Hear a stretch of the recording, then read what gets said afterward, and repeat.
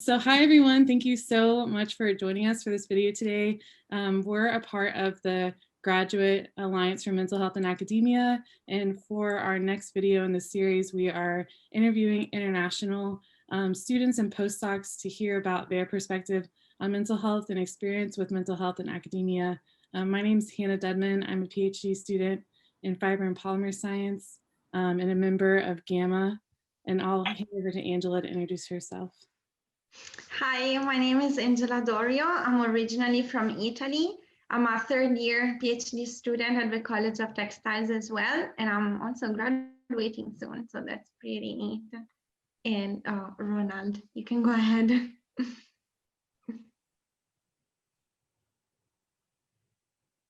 Ronald, would you introduce yourself? Oh no, can you hear us? Oh no. Me? Yeah. I'm next. Go ahead. Okay. Hello, everyone. My name is Ronald Marquez. I come from Venezuela, from South America. I'm a postdoctoral researcher at the Department of Forest Biomaterials. I was for 13 years a professor in my university, in Universidad de los Andes. And I finished my PhD last year in July. So I'm right now here at NCSU, and I'm very glad about it. Awesome. Cool. All right, and then so I guess it's me. My name is Salvatore Luiso, and I'm also from Italy. And I studied at University of Bologna for my undergrad and my master. Then I came to NC State for another master and my PhD. I'm a fifth-year PhD in chemical engineering. And my journey at NC State started quite a while ago, 2014, and it's about 20 because I'm about to graduate too. That's awesome. Well, I just want to say thank you again for agreeing to be a part of this video. It's such a unique time, not only with COVID, but also the transitions that we've been making in academia. So just to start us off, I think my first question for all of you is, what was your view of mental health like before you came to NC State? And feel free to share various parts of whatever that journey might look like. Well, I can start. I'm well, we in and by we I mean Italians in they don't usually have like a strong understanding of what mental health is. Probably like many other countries. When I grew up, we always had in school that one counselor or like a small tiny counseling office, and you knew it was always there, and nobody went. Why nobody went? Because you didn't want to be stigmatized, and probably you didn't feel you needed it. At that time, mental health was not a thing. You had mental problems, so it's kind of like it's a small line, but it makes a difference, you know, because every day we're like striving to be in a good mental health environment. It doesn't necessarily mean you have problems, you know. So when I grew up, I didn't think that mental health was going to be something that will be accompanying you for the rest of your life. Only if you had problems, you would have to seek counseling, right? And then I came to NC State and I realized that's not true. Every day you need to be in a good mental health condition. And if necessary, you need counseling, even if it's not necessary. You might want to talk to a friend, to a counselor. You might seek help just for a specific situation, even if the rest of your life is actually going wonderful. So that's what I've learned at NC State also. Oh, great. Yeah, thanks. Yeah, to add on to that, we don't have a word for counseling or counselors in Italian. We only have psychologists and psychiatrists.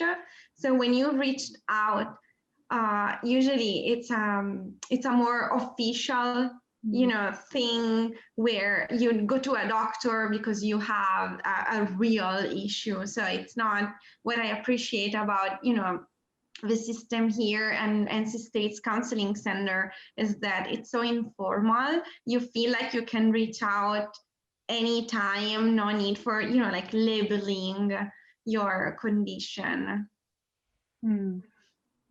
Okay, I can follow up. The experience on mental health in my university is more or less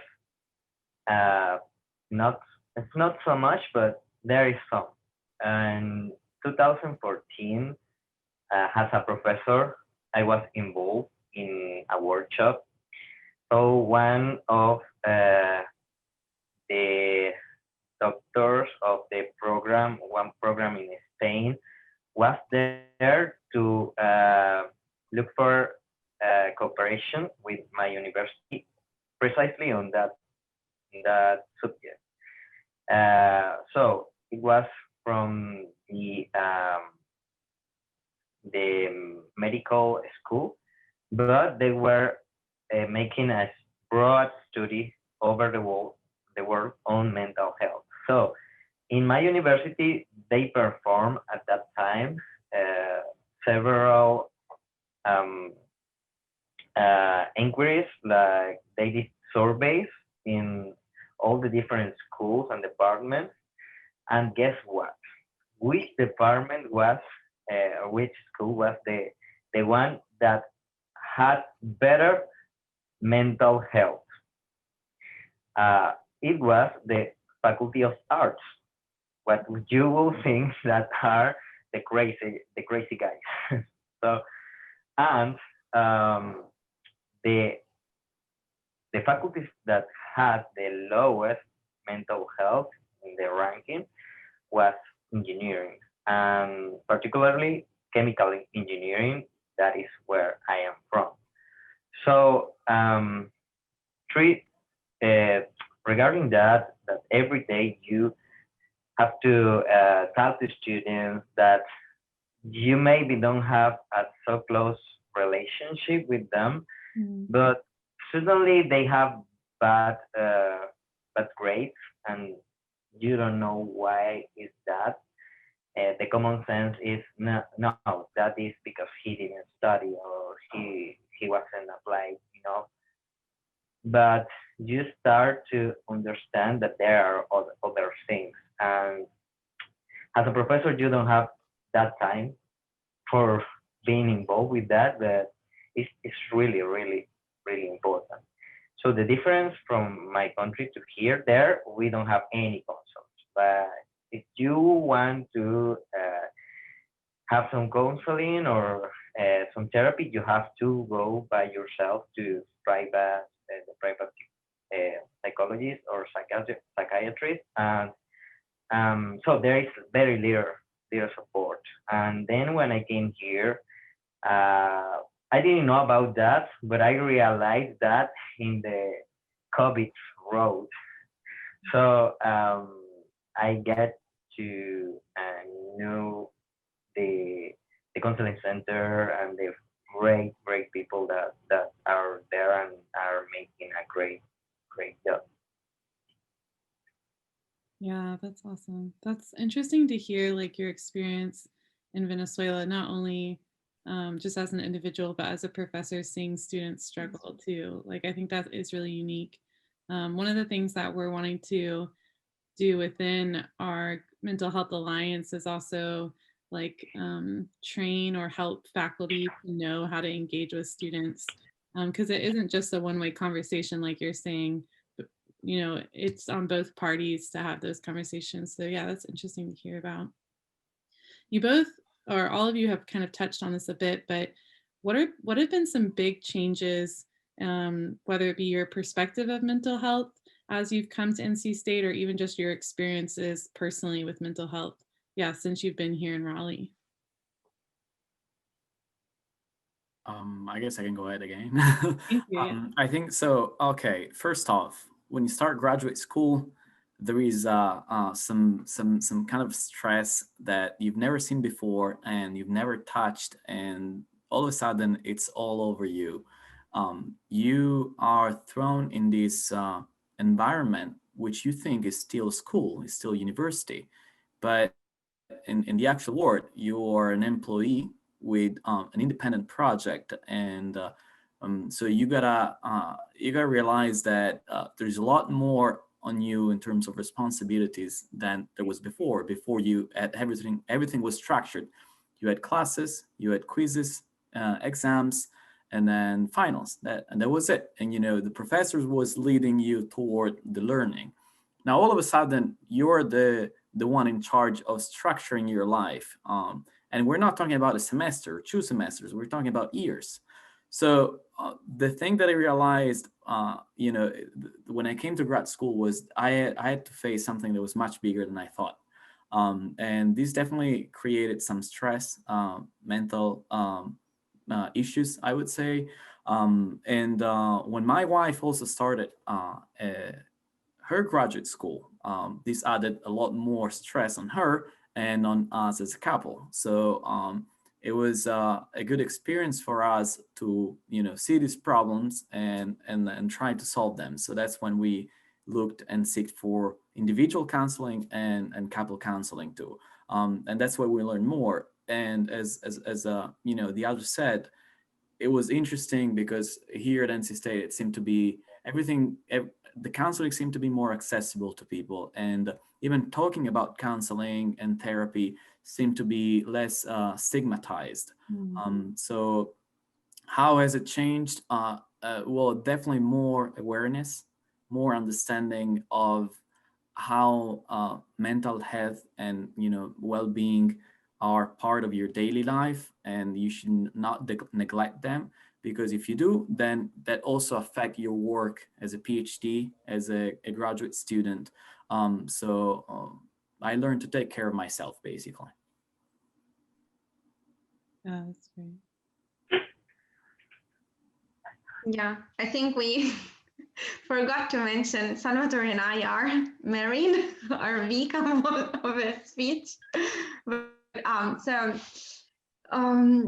when I was in Italy for a few years, I've been seeing a psychologist. I've been in therapy for anxiety. But at the time, it was like really, I felt very isolated. It was still a taboo. Like I couldn't tell anyone, like my parents didn't want me to tell anyone, and I felt I couldn't tell anyone so much that like the first couple of years with Salvatore and I were together, I didn't tell him either. Like he had to learn about my anxiety because he was present during an anxiety attack and he didn't understand what was going on. So I felt like, I was the weird one and everyone else around me was just fine because they didn't need therapy or they didn't have, any problems.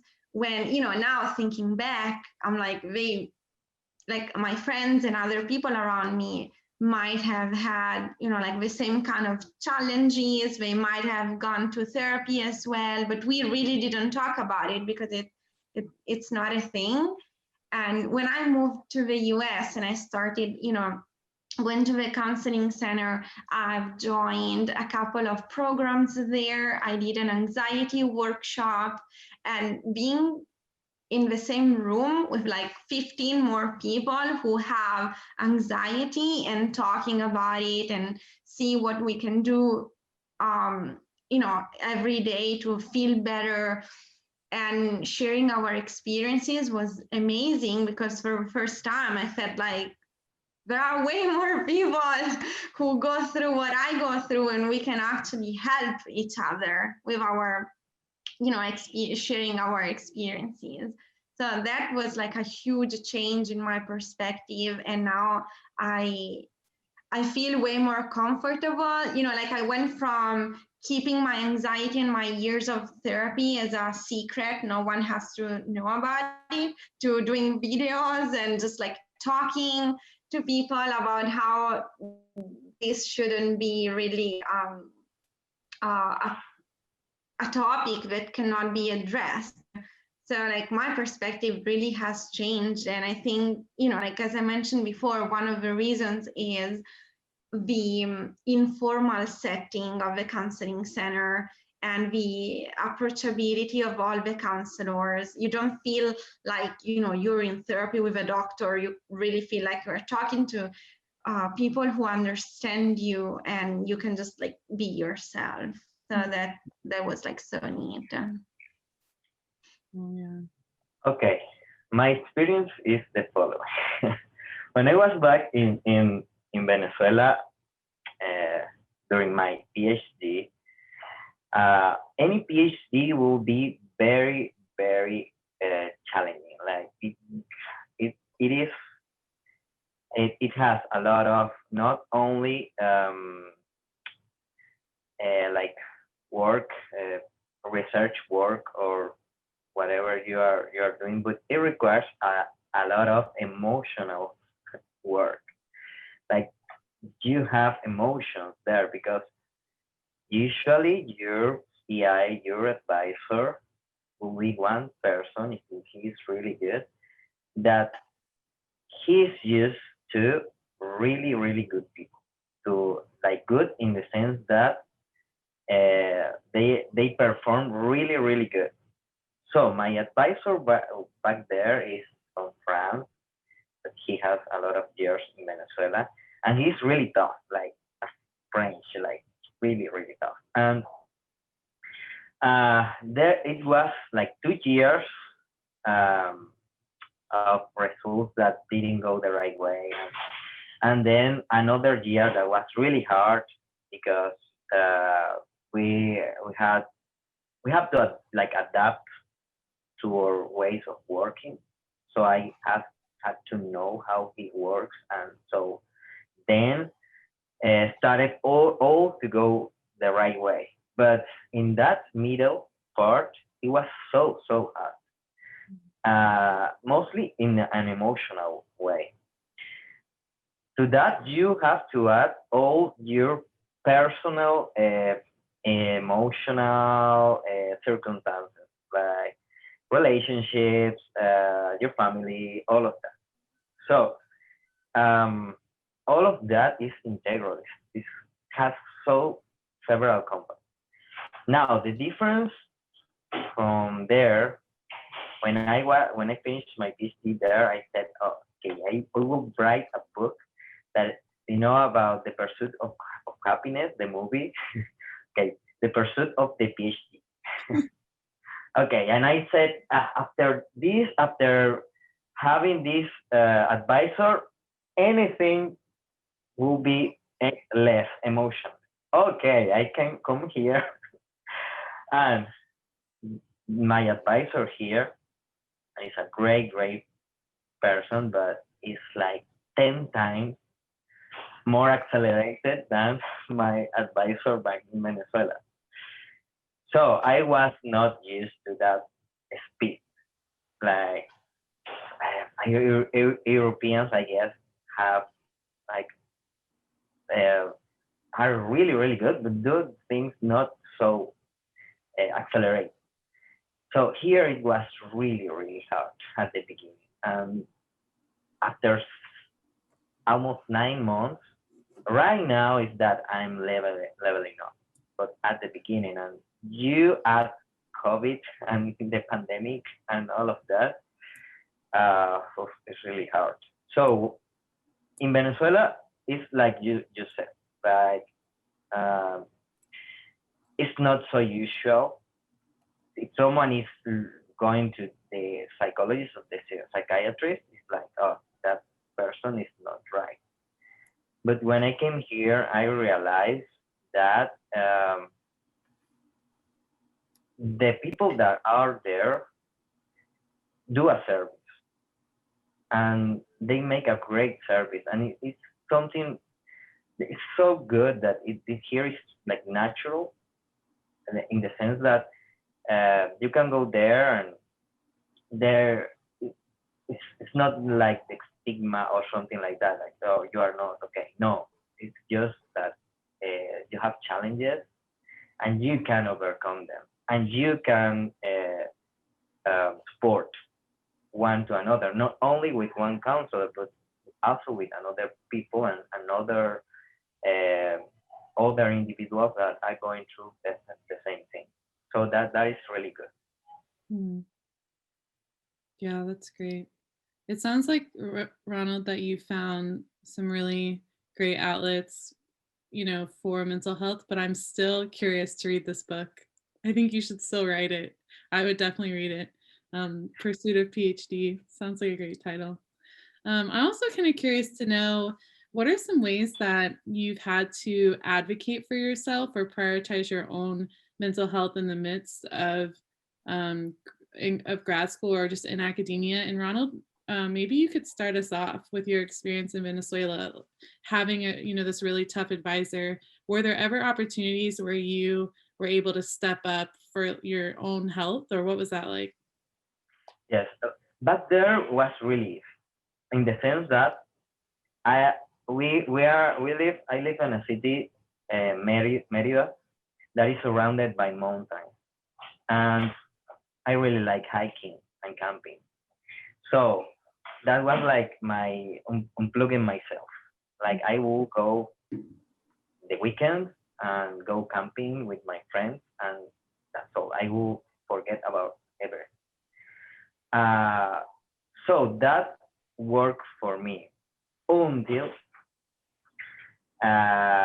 we really were in the time of writing that you had to have 100% focus on the PhD, and there started like everything that you could think of in health issues, in emotional issues, and everything start happening.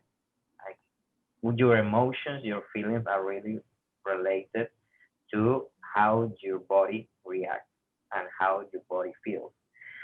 And so it is hard balancing that in the sense that there comes a period when balancing that is really, really hard. Now, the difference here, when COVID started, well, uh, 10 times harder.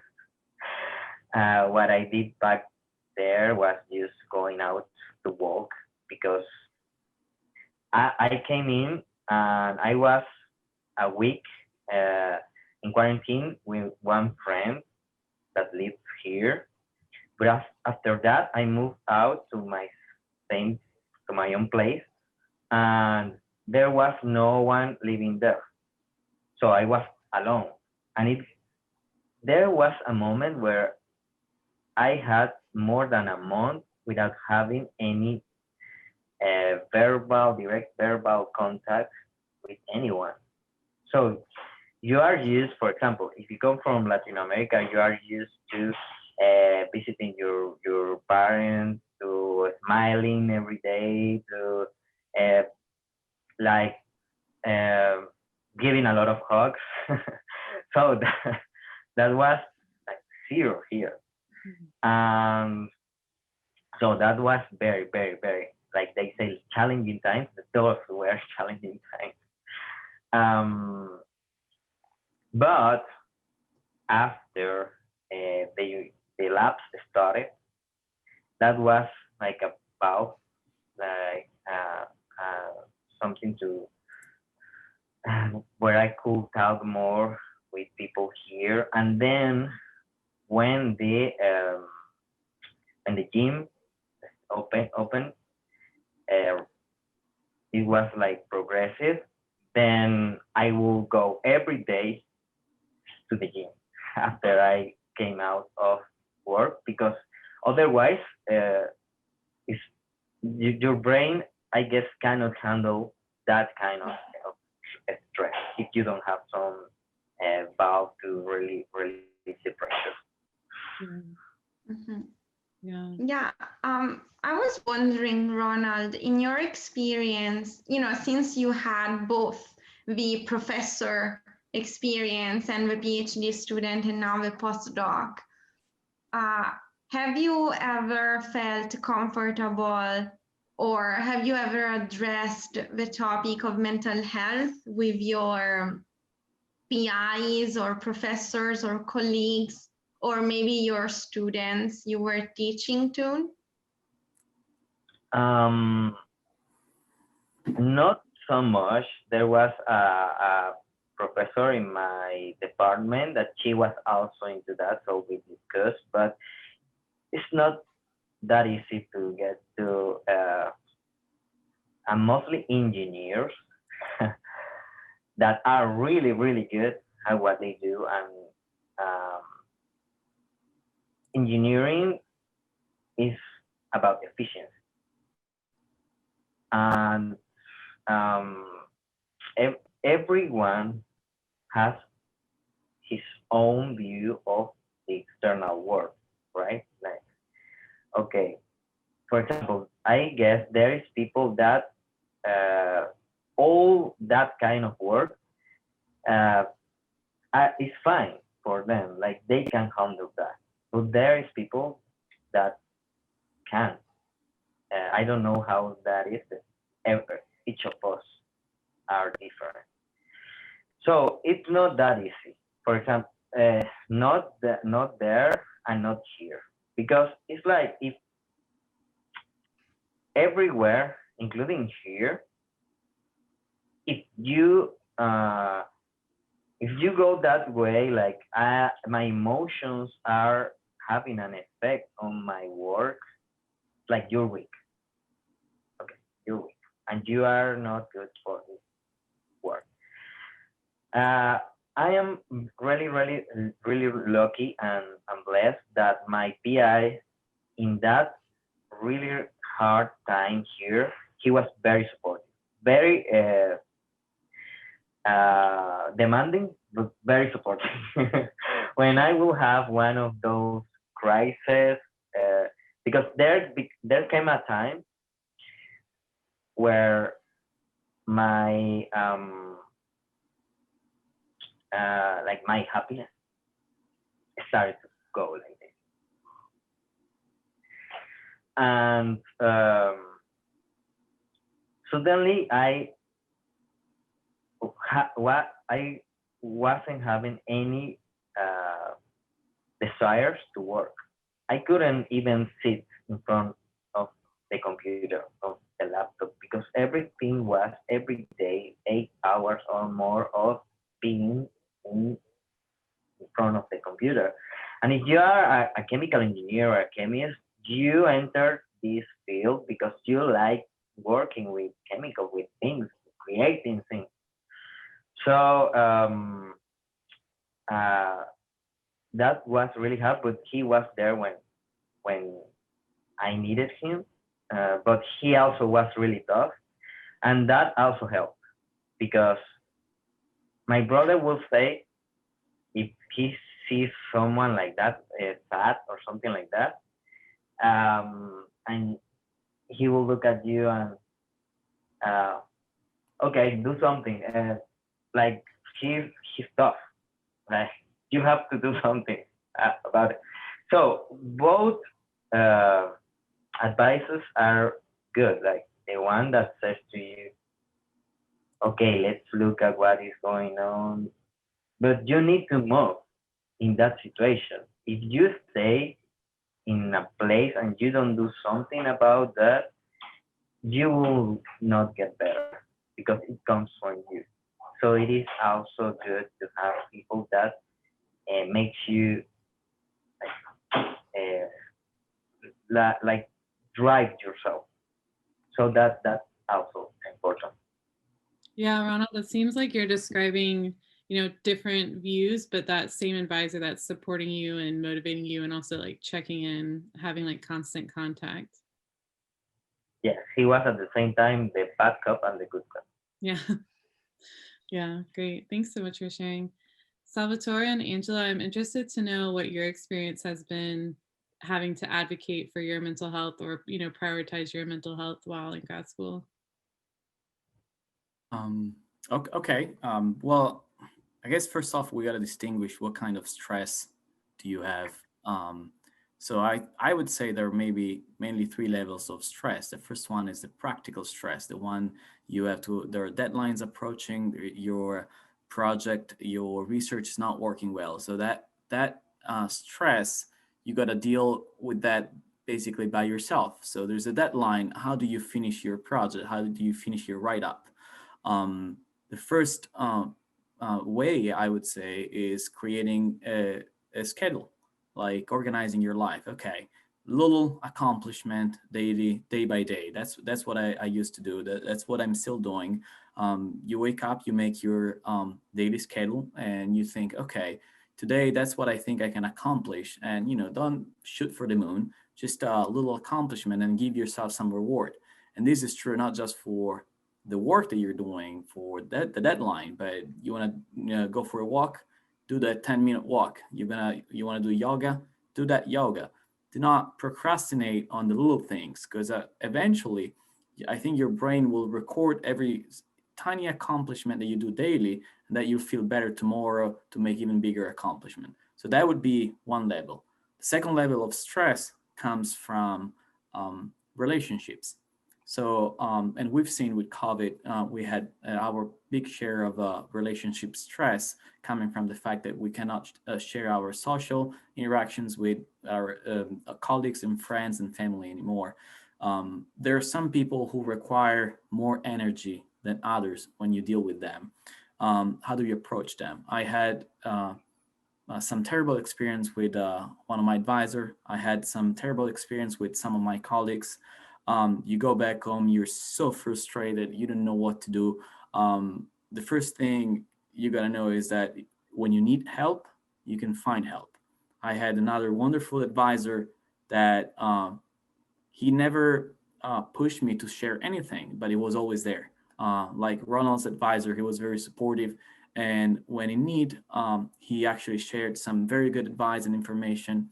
And same for other colleagues. So when you can't deal with the stress, especially from relationship stress, by yourself, seek for some advice, some counseling, some other people. There's always some, good people always willing to help you. So these are like the two main levels of stress. And I would say the third level of stress is more of a like empirical, like who am I? What am I doing here? Why am I in grad school? Why did I ever make that decision of being in grad school? So if you ask me last year, spring of 2019, I would have told you that my PhD was failing. I was such a bad student. I didn't know what to do with my life because nothing was working in the lab. I had no clue of how my dissertation would look like. How do you deal with that? Those are very fundamental questions of your life, right? The first thing to do is sit down and write down everything that you're thinking. Just let it all out, because when you have it in your brain, it's very confusing, very not clear. So write it out, everything, and just think about it. And then once you have a clear idea of what is causing all of this, anxiety and panic for the future, then you can start seeking for more help or start coping with it. Like, for example, okay, my PhD is failing. How can I steer the wheel in the direction that I want it to go? That's what I did. And in fact, everything went smoother after that. There are some fundamental questions that you have to address, like what kind of person you want to be, what kind of person you are right now. How can you go from that person that you are to the person that you want to be? You cannot delay these questions in life thinking that the most important thing is just a deadline approaching. What kind of student you want to be? What kind of professor, postdoc, what kind of leader you want to be? But once in a while, while every day you gotta organize your life and deal with the practical or relationship stress with this structured schedule, once in a while you gotta stop and do a little more homework on check with yourself, like what's your life right now, what point you are. Is that where you want to be? Is there anything that you can do? So that's my way of dealing with stress and anxiety. That's great. Yeah, and it's kind of nice because Salve and I share the office. Now we can push each other to go for walks, drink more water, all the basic needs. One thing I want to address of your question is advocacy. So I'm really open to talk about mental health with, friends and students, and even like people I've never seen before at the counseling center for events, or, but like to my peers, I'm comfortable. But when I think about opening the floor with my advisor or some professors I am closer to, or members of my committee, even if I know, like I know I can, like I'm so lucky I have some wonderful professors on my committee, and I'm sure that if I open, like the conversation with them, they would be happy to talk about it. In my 3 years of PhD, I still never managed the courage to do so. Like, as Ronald said before, there is this fear that unfortunately sometimes it's not a fear. It's what happens, that you are marked as weak if you say that, like you have some, anxiety or depression or whatever, is your challenge. And so like I've had in my mind the conversation between like me and my professors 1,000 times, like every time I had a deadline and I felt like I couldn't meet it because I would feel like staring at the computer for hours and just not achieving anything, I would have like this conversation in my head where I would like explain my condition, explain that, like I'm working to feel better so I can be more productive and whatnot. But I never, like I never did it because I just, I'm still scared that I can be marked as, oh, see, like she's the one with anxiety, or, like the one using anxiety as an excuse not to do what she's supposed to do. And like even now, like I'm graduating in 4 weeks, I'm turning in my dissertation in 1. So like most of my work is already done. And I know like I did everything I could do in my 3 years of PhD. Still, like I feel like I cannot talk about this because I don't want to be judged or thought of as the person who cannot achieve her goals because she has anxiety and she uses anxiety as an excuse. That, like I know it kind of doesn't make sense, and I'm actually recording a video that my professors can see, but in my head I just feel this immense pressure of not saying anything. That's like the reason why I reached out to GAMHA, to the Alliance, because I was sure I would find people, like-minded people who would help me voice my thoughts to everyone, regardless of the position they have in my life, like we are peers or not. And so like I think advocacy, like with my peers, like I have a very large student group, like almost 45 students, and I have no issues whatsoever in just saying like I have anxiety, like we all should think and go to the counseling center if we take care of ourselves and blah blah. And then like I'm just like frozen if I have to talk to like a professor or some who knows my professors, because like it's hard.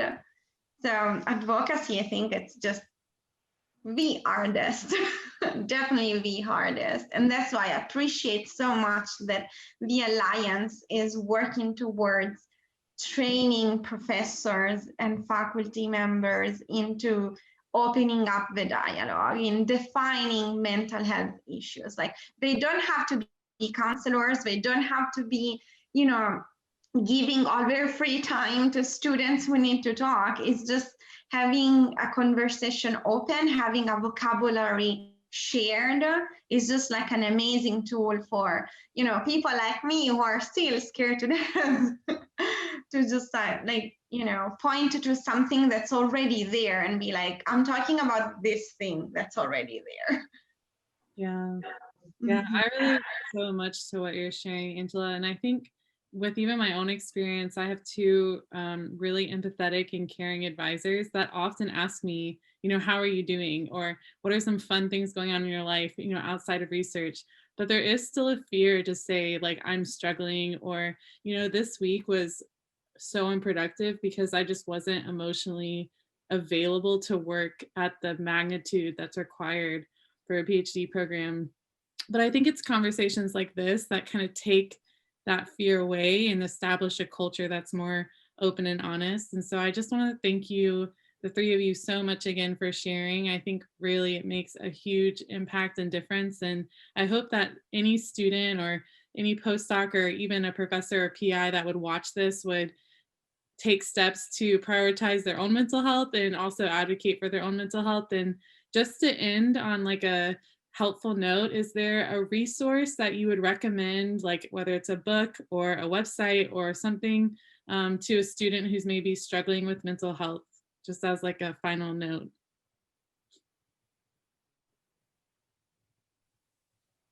So my recommendation goes to visiting the visiting center, even just to have access to tools. Like when I went there the first time, they gave me this piece of paper with all the programs, and they explained me what the programs were.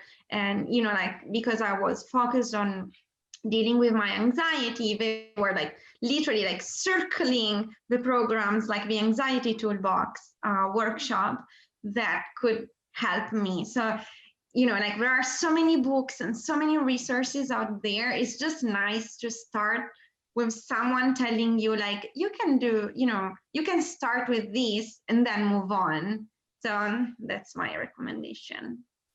I want to follow up on that. I would say definitely the counseling center, but also the student ombuds services are helping with sort of like conflict management with maybe your advisor or colleague. Every time you're struggling with also relationships. So those two resources are great, and I use both. Yeah, great reminder. Yeah, I agree with Angela and Salvatore. What I will say is, if you're having any kind of emotional distress, just reach out to people. The counseling center is a great resource, but reach out to anyone that can be of help to you, because Yeah. we are social beings. This thing that has led us to be online, okay, is a temporary thing, but what I believe is that we are social individuals. We are here for that.